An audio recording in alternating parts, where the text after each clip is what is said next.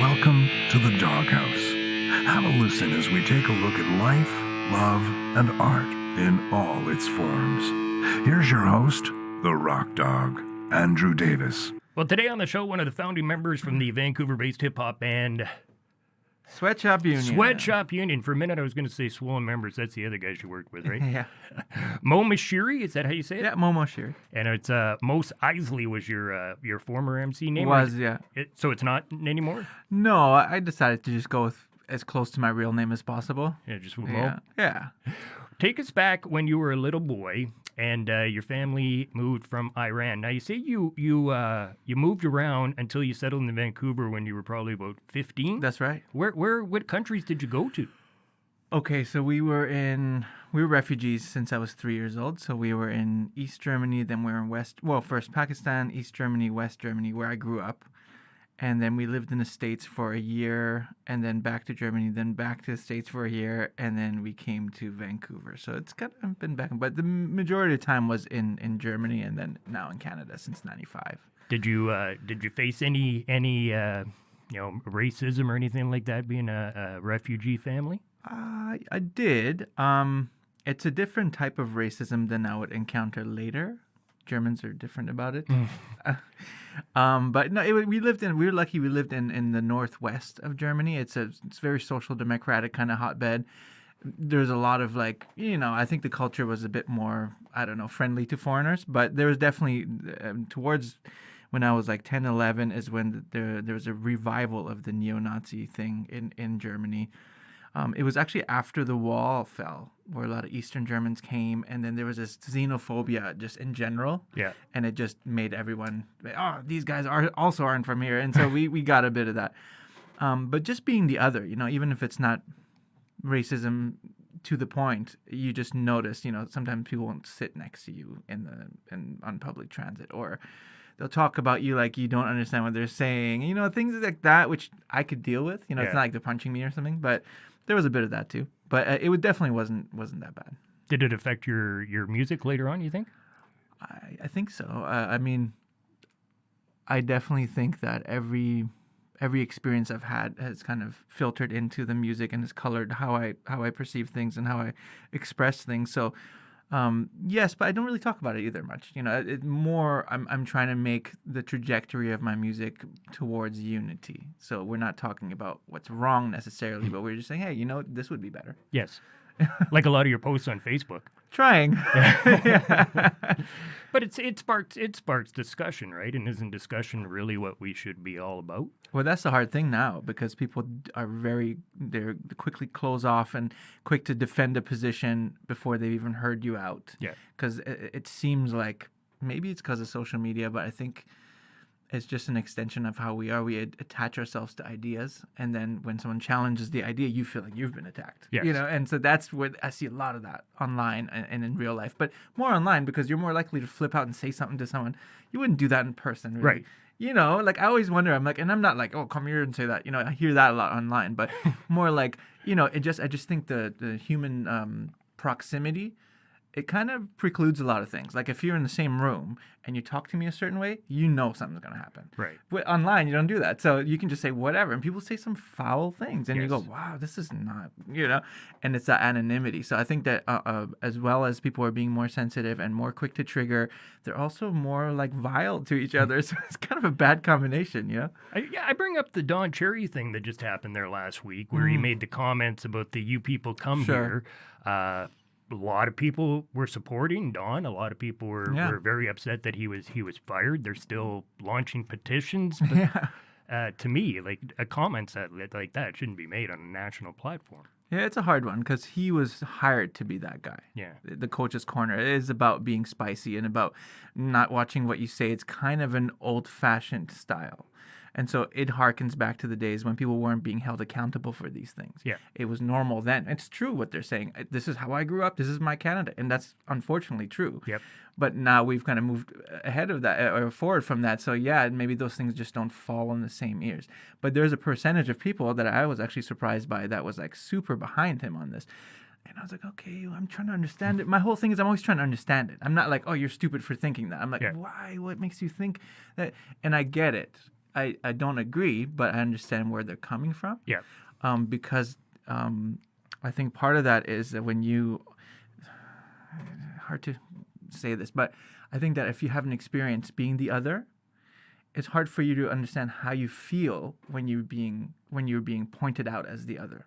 So it's really hard especially for, and this is not to say white people don't understand otherness, because they do in some ways, but like because European Caucasian people in Canada are the dominant culture, they've never been told you people and felt any certain way about that. So because of that, they don't understand how incendiary that is.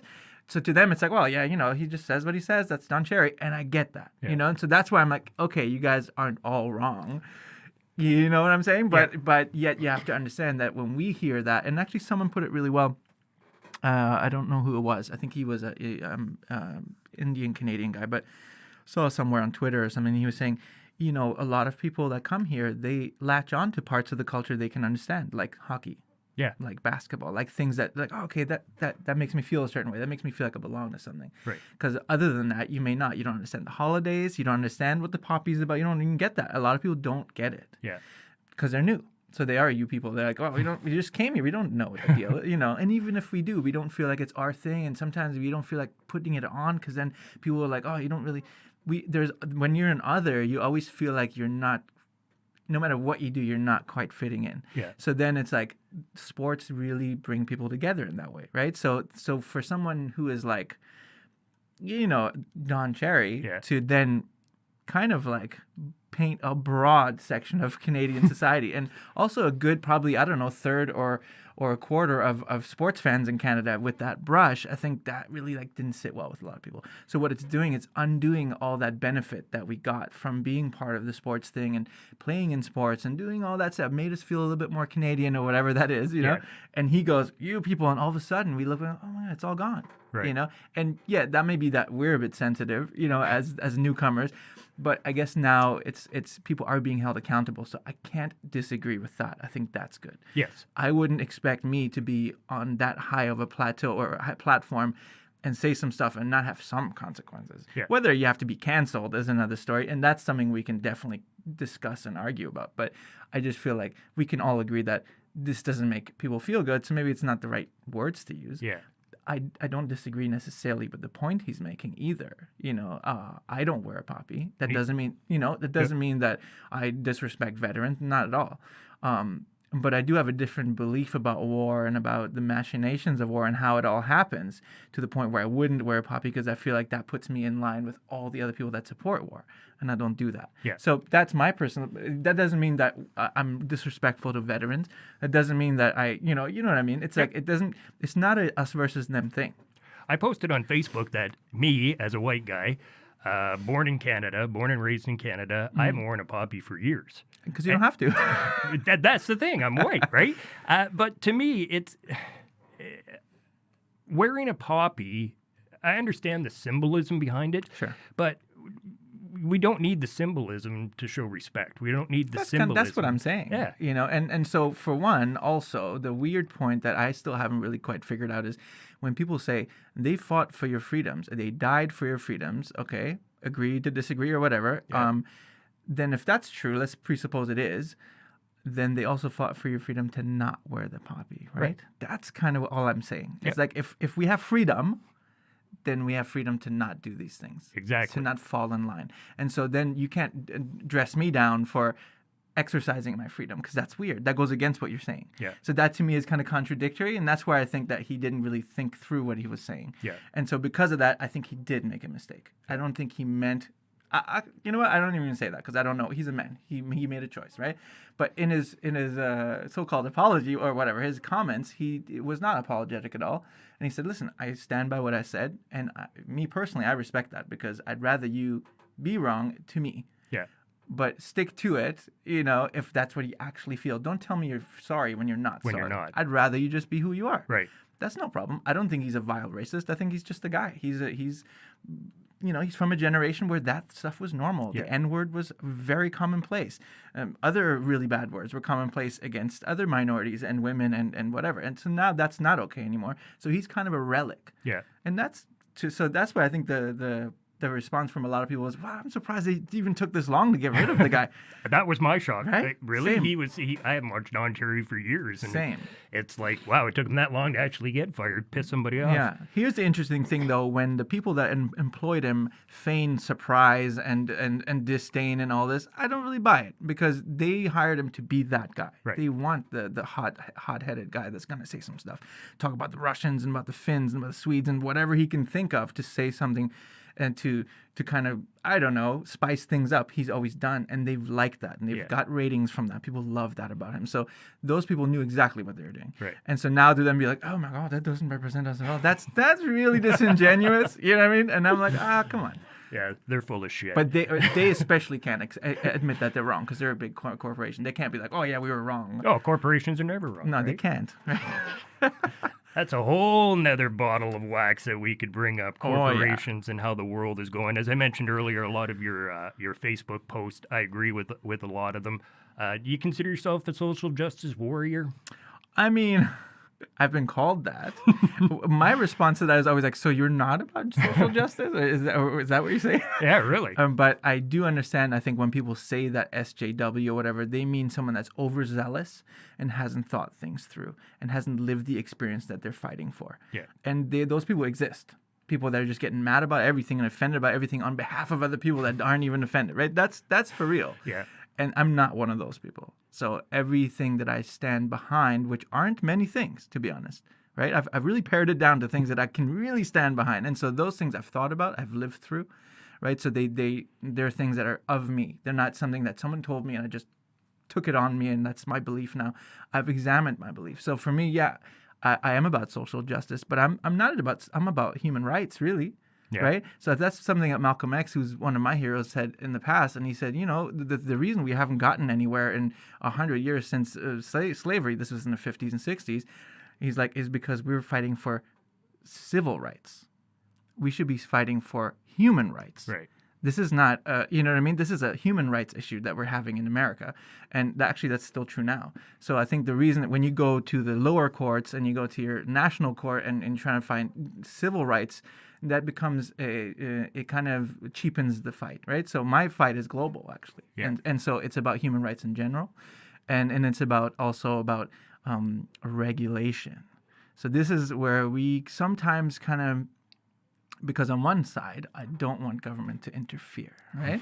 On the other side, I want things to be heavily regulated so we're all safe and people aren't double dipping, triple dipping, and doing all this stuff that they're doing. Yep.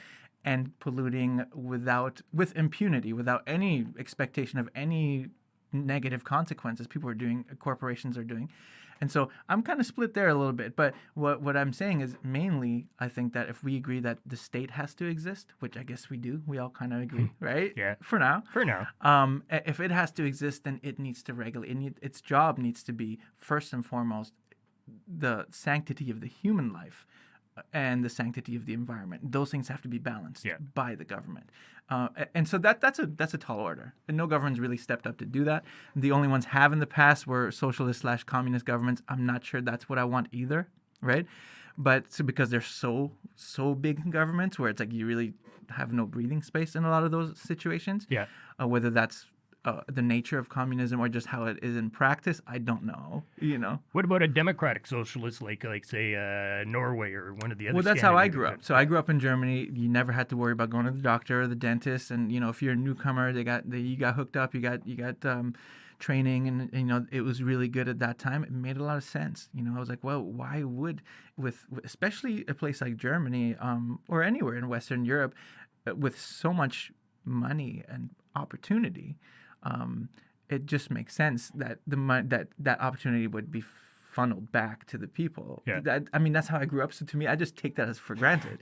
So then when I lived in the States, I was like, wait, I can't get sick. Yeah. Right? I literally cannot. Yeah. like if I break a leg, I've broken a leg. Yeah. That's it. You know what I mean? You're hobbling back to Canada. Unless I got 10 grand. You know what I mean? And so that's for real. Like, you know, my nephew, or actually my young cousin, he's in Texas, went to New Jersey to visit one of her relatives. While he's in Jersey, a dog bites him in the face. He gets 6 stitches, and they're charging him like an astronomical amount for this. And his mom's like, but wait, we're insured. But they're only insured in Texas. Oh, You know what I mean? So these are the kind of ways that people just get messed over, and for some reason they stand behind that and they think Yeah. that's the way to go. I'm like, wait, dude, you got to see that that's not the right way. Like, but I don't know. I think that's a lot of it's propaganda, and people have, it's been beaten into their heads that that's the way. If it's not this way, it's the commies. Right. And that fear factor of like, fear. oh, if it is going to be like communist Russia, it's like, come on, that's a big difference. Like, we're going from one extreme to the other. What about, like you said, social democratic principles are right in the middle, kind of. Yeah. So we do have free enterprise, but we also take care of ourselves and each other. You know what I mean? Let's talk about Sweatshop Union. All right. How'd that all come about many, many years ago? Okay, so we were in North Van. Some of us were in Nanaimo, but let's just start in North Van because that's where I moved to when I was about 14. And back then, it was hip hop wasn't very cool. It wasn't everywhere. You had to go order it and all this kind of stuff. It was very like underground. And so if you found other people that were into it, you're automatically friends. Yeah. You know, and then if they like the exact kind of hip hop you like, it was like, oh my God, we're meant to be, you know. And so I found a few kids in my school, and we started doing graffiti first and foremost. And so I was still a landed immigrant at that time, didn't have a real status. I was a convention refugee. I wasn't even landed. So I had no actual status. And so we were doing graffiti, you know, 14, 15, 16, doing quite a bit of property damage, mainly to the city. Like our principles were kind of like, we won't paint on anyone's property except the city or big corporations. Exactly, which is about right. And so we got busted though, and we had done about 140 grand in damage at government prices. I'm sure it was way less than that. But so they had guns drawn, canine, you know, literally red-handed, you know, there's paint on our hands. And so we were lucky. Our school liaison officer came and picked us up. So he didn't let them arrest us and book us. Yeah. He drove us around for an hour and talked to us. And so that's when I was like, oh, snap. Like, he's like, you know, you can get deported for something like this. How stupid would that be? And I was like, I'd never even thought of that. You know, when you're 15, you don't think that. And then my parents came pick me up the next morning. We spent the night in jail. And they're like, bro, like, you can't do that, you know? And they're laughing because it was stupid of me to get arrested. That's the whole deal we had was if you're going to do stupid shit, just don't get in trouble. And I was like, man, it wasn't my fault, you know. But so I had to rethink what I was doing. So then at that point, the 2 or 3 of us in our friend group that were doing graffiti together that were into music as well, making music, we kind of started doing it. And back then it was like we'd have a little phrase sampler and a 4-track tape recorder, and we'd like play the drum loop on one, and then to sample on 2, and then we'd have, you know, two channels for the raps.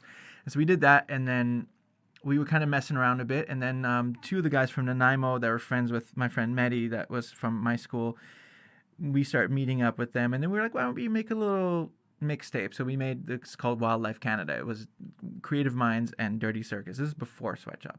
So that was something we made together in 98. And then right after that, we kind of coalesced. What happened was a good friend of ours, Kyle Kraft, who's still active in the music right now, in the music scene as a business guy, he was like, why don't you guys make a compilation?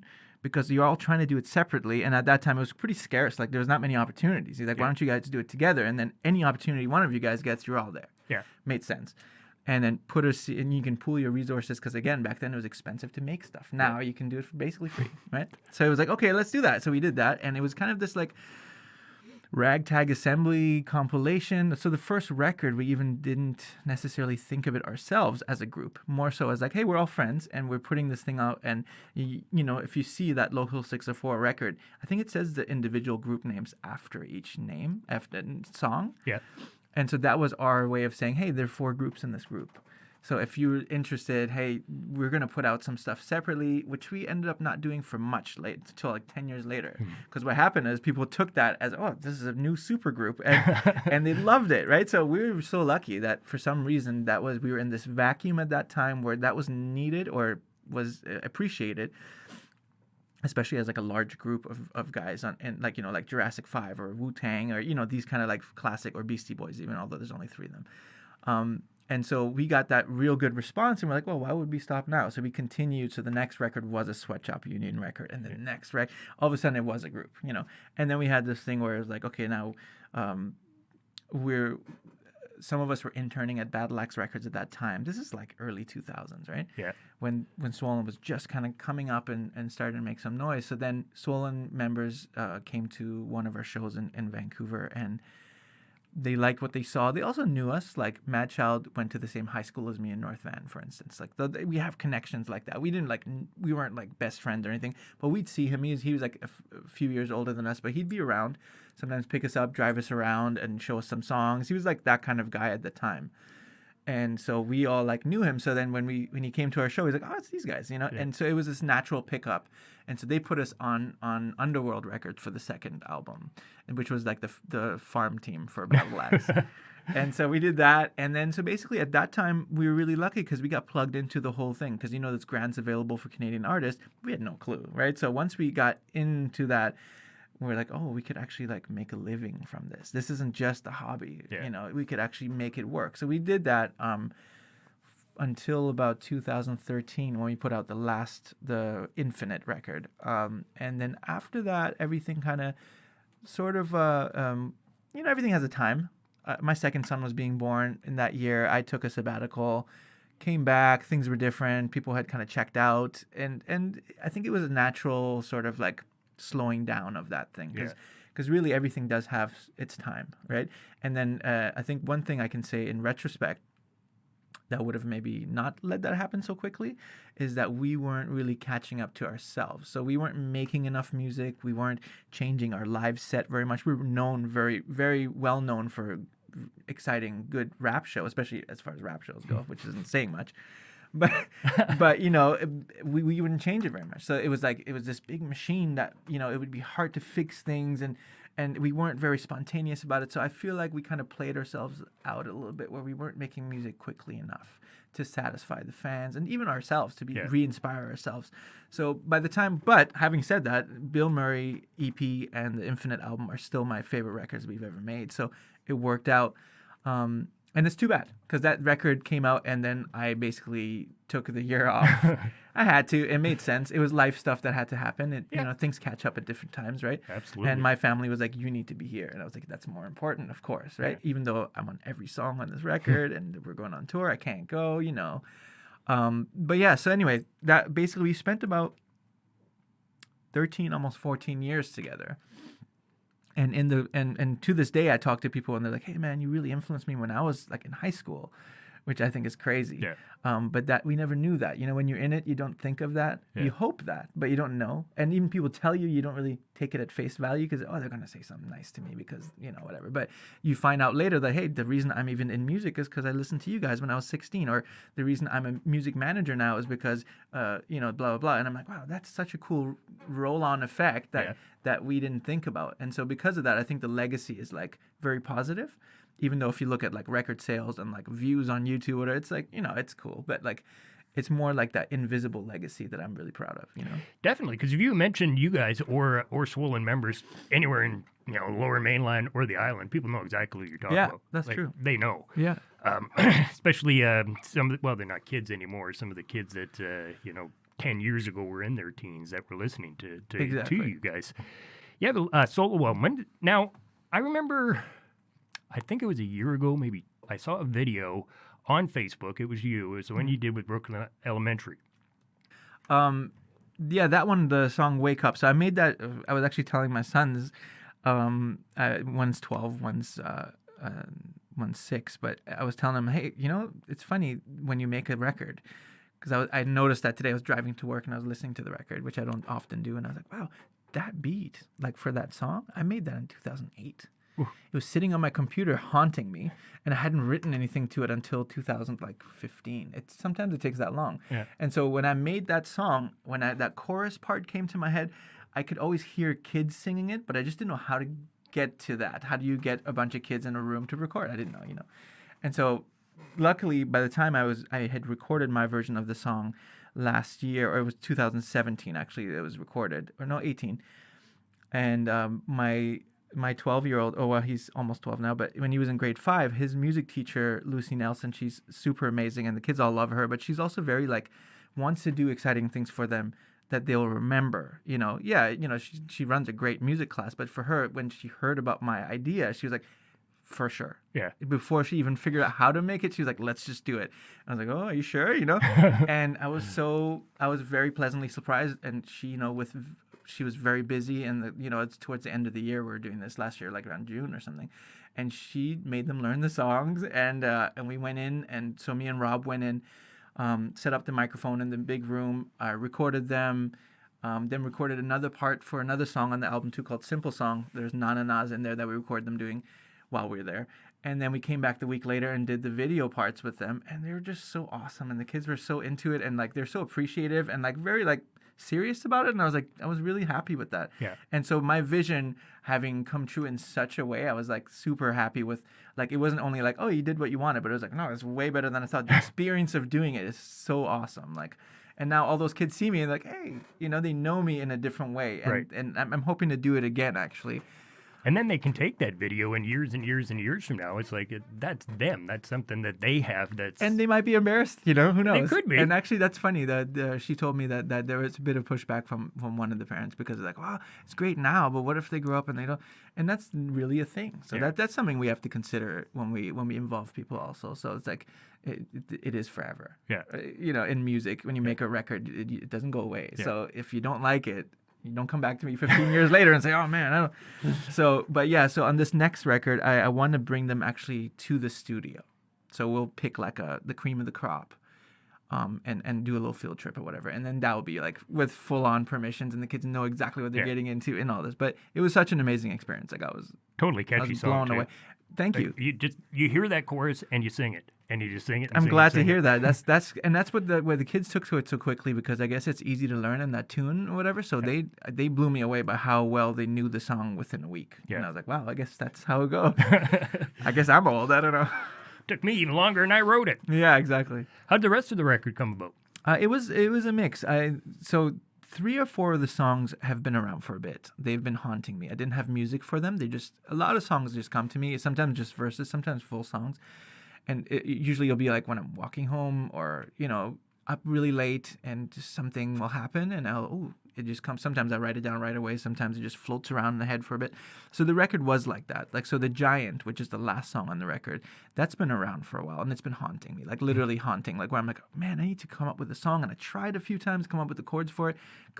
I wasn't happy. Yeah. And then one day I found a beat that was just laying around that I had made, and I was like, "Oh my god, it's the same key!" And I was like, "Oh, there it is," And I love how, and this record was like that. So that's when you say it came about. A lot of things happened really like serendipitously, where I didn't force anything, and I just gave things the space to happen and appear, hoping that they would, but not hedging my bets. Just kind of trying to be in that zone of manifestation without forcing it, because that kills it often, right? So with a lot of songs, I'm like, okay, I'll do my parts, and then I'll play it for people to see what happens, so that, or if I wanted someone to be on the record and wanted to be featured, I would ask them. But if they didn't come back with some real enthusiasm right away, I was like, okay, not going to do it. Yeah. I want you to be excited. If you're not excited, there's no point. I don't want you in here. Like, not that that's yeah. I'm not, don't do me a favor. We're doing it together. It's exciting. Right. It's not like, oh yeah, I guess I could. No, that's not the energy I want, and because I'm excited. So I need someone to match me. Like, I can lift people up, but it's like, I'd rather you come in and we'll smash it. Right. Yeah. And so I only work with people that were excited and said yes, and they said yes without a doubt, without a moment's thought. And because that's what I want. That's how I am. I'm like, I know if I want to do it or not. So if you ask me, I'll either tell you, probably not, or I'll be like, yeah, I'm not gonna hum and haw about things. And that's how I do it. So the album was very much like that. So things did happen in the moment, and we tried things. If they didn't work, forget about it. We didn't labor over anything. Like Patrick Olmsted that played the guitar on it, he came in, we vibed out, we had dinner together. He got in the booth, and we just let him play, and he finally caught where he was happy, because I was happy with it from the beginning, but I knew he was like, I don't know. And then finally he caught his thing, and I was like, oh, there he is. He's surfing it. And then he did some really amazing things. And so these are the things, like, I didn't know he was going to come in. I just needed someone to play the guitar. And Rob's like, oh, let's call Patrick. He makes guitars. Gabriel guitars, amazing, $6,000 guitars or whatever. And so they sound amazing, and he's a great player. So he's like, oh yeah, and he just came over from Gabriel and did it. So the record was really just who wanted to, and me going, this is what we're doing. Yeah. Let's try to get these songs in. I had about 20 songs or more in the pipeline. And I just picked things as they made sense. Like, okay, this one has the beat and 2 verses ready to go. Let's just do it. I didn't really plan it. This next one, I'm planning way more. Because I'm like, now I have the leftover songs and I'm picking the best of those and then I'm creating some things from the ground up. I was lucky with this first one that a lot of it was already written, right? So it was already kind of things I'd been working on bubbling. And the reason it came about, actually, sorry to go off too long here, but I had gone on a hiatus. Like 2013, that Infinite album came out, Sweatshop Union. We went on tour a bit after that, too, after my hiatus or whatever.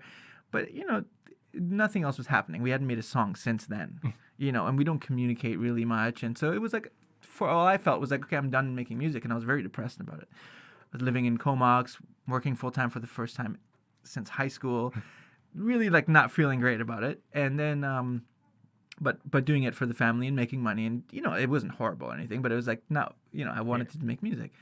And then I hurt my back really bad. I ruptured a disc in 2017 in the summer and laid me out. I'd never had that before. I've thrown my back out, but not like where you can't roll over in bed. Like, oh, what am I doing? Can't have a shower, And so I was in bed for a month and a half, and I was off work for 3 months. And during that time is when I was like moments on the bed where I couldn't even roll over, and I was just staring at the ceiling going, this can't be it, And I think everyone has had that moment where like, this is not how you go out, Like, is this, you're going to be the desk-bound cripple now? Yeah. Like, no, I don't think so, And so I literally, like, rose mentally from that bed and was like, I got to do something. Yeah. And went downstairs and just started making music again. And without any, like, intention, I was just like, I don't want to just while my time away until I die. I mean, I know it's a long time for me, but it felt like that, Yeah. I think also the drugs didn't make me, because they gave me a bunch, and I didn't take a lot of them, but when they did hit, I didn't really feel good about it. And I was like, this isn't right. Like,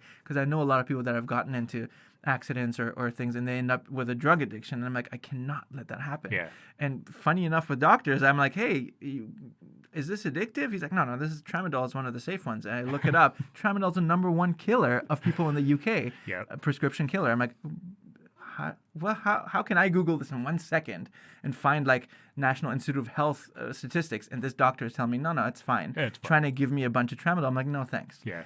I took it a few times. It's like, no, this is not my thing, just because I've seen how bad, I don't think of myself as an addictive personality, but anyway. So having those feelings, and then getting off that stuff, it was a good thing. And then being in the studio, making some songs, and then fast forward to that next year, I had made one song I was really happy with, which was Come Again, would end up being the first single. And so when we were driving back from Nanaimo back to Comox, me and my videographer and one of my best friends, Colby McInnes, I guess, Colby O'Neill. He was like, we should make a video for this. And we were driving and we both envisioned the video. And I was like, okay, let's just make it. And he gave me a very fair price. And we made the video. And I was like, okay, I'm going to put it out just for fun. Didn't have anything to back it up, nothing. And then I was like, maybe I'll call the guys at UrbNet that I've dealt with in the past with my group and see if there's any interest at all. Because I know like things aren't selling. Like people are like, probably hard up. I don't know how the industry is. I hit up Daryl at UrbNet and I sent him the song. And he's like, 1 song, let's make a whole album. And I was like, that's what I want to hear. This is the excitement I'm talking about. Like, let's just do that, right? Yeah. He all of a sudden put that idea in my head. I wasn't even trying to make an album. But then I was like, okay, why not, right? And he's like, well, we can do this and this. And then he had the whole logistics already in his head. Yeah. And I was like, that's great because I have none of that, right? And so it worked out. Again, it was, I think to sum it up, it's really like when you take a step ahead and if you're in the right zone, like life kind of takes a couple steps towards you. I felt that at every level on this record. And it really convinced me that it was the right thing to do. And it convinced me that I'm in the right place at the right time.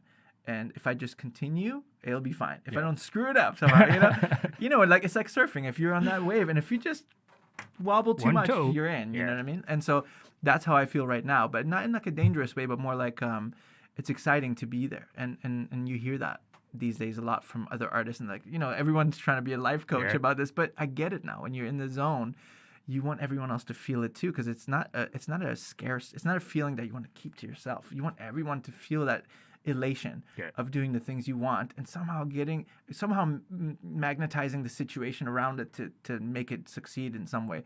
And I've just been blessed enough to have that happen naturally, you know what I mean? So that's something I'd like to share with people in terms of like showing you also how to do that. Like, and this is why I'm interested, and I am working with youth now, because for one, there's a lot of brilliant people that will never do anything if you don't just nudge them a bit or show them how to do the thing that seems so hard, but really it's not, right? Because it's true. Like, I mean, especially with electronic music and hip hop, like making a beat, it seems so complicated, but like, it's not, you know, like I can literally sit down any kid at any age and just show them how it's done. Doesn't mean they're going to be able to do it just as well, but it demystifies this thing that seems like only experts can do it. It's not true at all. Like, music is in everyone, right? That's my whole approach. So what I'm trying to do with any blessings that I get is to share them, because that's kind of the point of them. Right? What does your faith mean to you? My faith. That's a tough one, because I wouldn't really be able to put a finger on what that is. Right? So I haven't, I've unlearned anything that I've taken on from others. That's been kind of my life's work. I never wanted to be a follower, and not because people aren't good enough to follow, but I'm just the kind of person I need to know for myself. So I'm really a Gnostic at heart. I need to know, not just think, not just be told and then accept. That's not for me. It's fine for other people. I'd never want to judge someone for feeling any other way. But for me, I need to know and prove beyond the shadow of a doubt. So faith doesn't really come into it in the same way as it does for other people. I have a faith, I guess, belief or faith in that overall the thing makes sense. Overall, at that zoomed out level that we can't even touch, it makes sense there. But when you zoom in on the mosaic, it often doesn't make sense, because that's the nature of a mosaic. Is the closer you get, you don't see the picture, right? And we're all right here with the mosaic right to our face, right? So if you don't zoom out, how does it make any sense? It's just a bunch of colors, right? And so that's kind of how I felt. I've continuously zoomed out in my whole life just to see, what am I missing? Because if I'm going to put my money on something or hedge my bets on something, it better be the thing, right? That's who I am. So I'd rather not make a decision until I know, right? I don't just jump in. And so with those kind of things, those important spiritual things or whatever. So I kind of studied. So my faith really is more about, I believe in the goodness overall. I believe that the thing that we call molecular bonds, for instance, it's love. Is an attraction, if fatal maybe, attraction, but it holds everything together. That standing wave that allows molecular bonds to stand, allows shapes to exist. That's something. And that's something amazing, and something that we can't even touch with words and thoughts, you know, that I have faith in. But I'm not sure that is a person and can think on the level of a person, or even differentiates enough to even think of us at all. You know what I'm saying? So in that way, I don't have that individualized, like, humanistic faith where it's like this God is a person. I don't have a personal God in that way. I have studied all religions. I have studied many spiritual paths. So I do some spiritual practices. But I think when people say faith, I think you often think like some sort of like standardized religion. I definitely don't have that. Yeah. I think that's what most people think of faith. I have faith in myself. Yeah, for sure. I have faith in actually, I have a lot of faith in humanity. Me too. Because I see against all odds. A lot of good people are out there. It's just that one small % of assholes that get all the press. 100%. And on top of that too, and you're right, because we've actually been led to believe that humans are bad because of how humans act. Now, humans don't act in a vacuum, right? Everything happens because everything is causative. Everything is, what do you call it? And the Buddha calls it the interdependent co-arising. Nothing happens on its own, right? So if a person's hateful, or if a person or a society, there's a reason. And then there's probably, if you look back enough, there's like a whole domino effect that's led to that. So our faith shouldn't be based on what's happening now, but on what is possible. And I think that's what faith is. It's like, it's not there right now, and you can't quite see it, but it's there, you know? And you can't really defend that, because it doesn't logically make any sense to believe that. But we do. I think that's part of being human. Is like, well, we're not bad, right? We can't be bad, but we've been led down the garden path. And so you're that 1% or that 0.1% those people have been around since the beginning. Yeah. And they've been falsifying and lying and leading us down the wrong way and doing much worse than that even to humans since the beginning, since maybe even before we know. Yeah. And so that 0.1% is like a constant.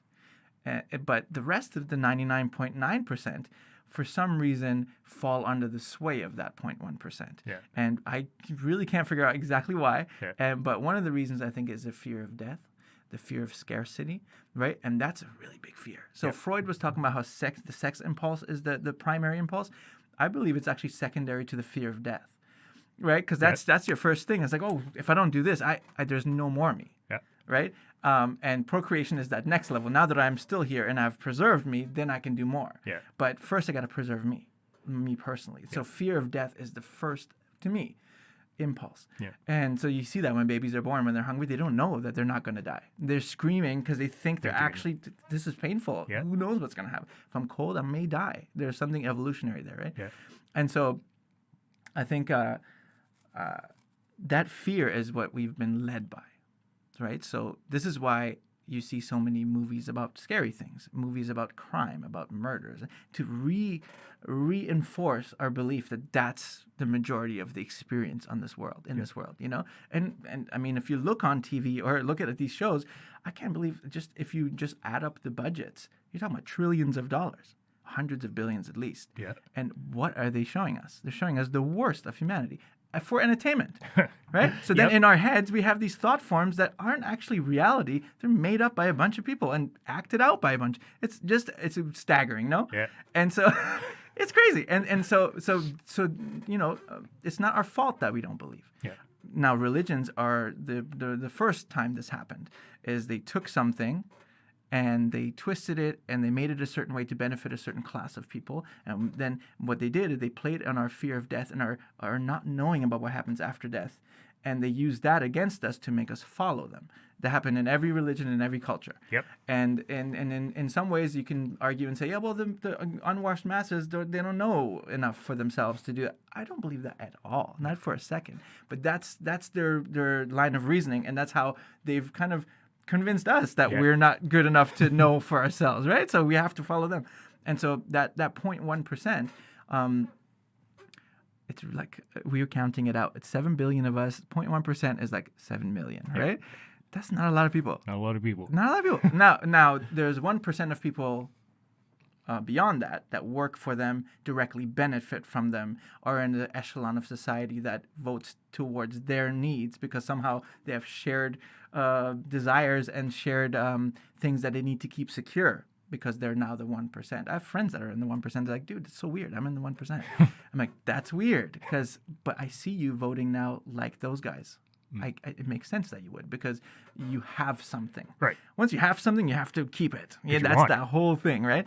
And so the rest of us that have never really had anything to speak of, we're the ones going, but wait, what are we doing this for then if I don't get to keep anything for myself? And not only that, the whole biosphere is in danger because of it. That's not a good deal. Like, exactly. That's very obvious, no? I think that all of us feel that. Yeah. But for some reason, they have had so much longer to manipulate us that all in William Cooper calls it the silent weapons for quiet wars. Laws, cultural ideas, spiritual ideas that have been kind of set up around us slowly, and they kind of raise up until they're walls. Yeah. And then we go, oh man, there's walls. They've been building them the whole time, but we were looking in a different direction. Yeah. Because they were pointing in the other direction. So, and so that's kind of where I think what we're finding is we're in a tipping point in human society, and that's what they're combating so much. This is why they're upping all the stuff that they're doing. You know what I mean? Entertainment's becoming more violent, more frustrating, more annoying, more. You know, it's not about us becoming better, and you never see this movie about a better world. I've never seen that. No. It's incredible. Like all that money, not even one, maybe one. You know, I don't even know one, but you know. So what I'm saying is. That 0.1% is like that part of you too, because we're not independent from them either. Yeah. They represent a part of the human consciousness in general, and we're part of that. So I have that too. The one that tells me I'm not good enough. The one that tells me, oh, this other person's better, or the one that tells you all these things about yourself that you kind of know they're not true. But if you listen to that voice, you literally will live in that world. Yep. And that's what a lot of times people that have mental illnesses, they have it turned up to 12, but we all have it. Right? I might have it at 1.2. Yeah. If you're 10 times worse, of course you're going to lose the thread, But so I think that's where if we can combat our own self-doubt, that's the beginning of becoming an autonomous person. Yeah. Until then, you're not. You're always hanging on to someone else's coattails, whether it's your dad or your grandpa or the person that made the country or the person that all these things, or the Pope or whatever. You're always holding on to someone, hoping that they're going to help you do something. Meanwhile, you're incredibly powerful in and of yourself. Yeah. You're imbued with the same qualities as the universe. I mean, sounds new agey, but it's actually reality.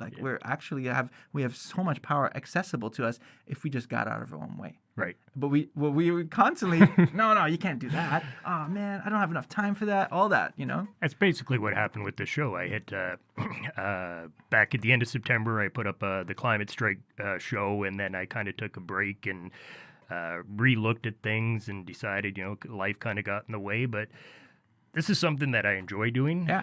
And you're good at it. Well, thank you. Yeah. I love doing it, and I'm going to continue to do it. That's great. And I think that's for everyone the first step. And everyone has something like this, right? For me, it's music. Yeah. It's also, I make metal jewelry. I also read and write. But music, for some reason, gives me the most out of when I put something into it. And so everyone has something. It could be something that doesn't seem as cool as what we're doing, right? Yeah. Could be I crochet really well. Yeah. Or this really makes me tick. I like working on cars. And maybe to other people that doesn't seem that awesome. But it's not about that. It's about us finding the things we like and pursuing them as if our life depended on it. Yeah. And then all of a sudden we're like, hey, look, I did it. And then you go, wow, what was I worried about that back then? That. Yep. Right? It's hilarious. It is. If people want to find your music, find out all about you, where can they go? The easiest place would be www.urbnet.com. That's URBNET, urbnet.com/Moshiri, Moshiri. Also, Mo Moshiri on Facebook. I'm also on Instagram as Moshiri Mo. But that one I get, the urbnet.com/Moshiri, gives you it's a hyperlink, so it gives you every place you could possibly find my music. So depending on what you use, you'll be able to find your link there. Perfect. I thank you very much for coming in. It's Thanks for having me, man. Fantastic meeting you. I mean, you're a super cool guy. Hey, you too. Thanks, man. Thank you. Cheers. You've been listening to The Doghouse with Andrew Davis.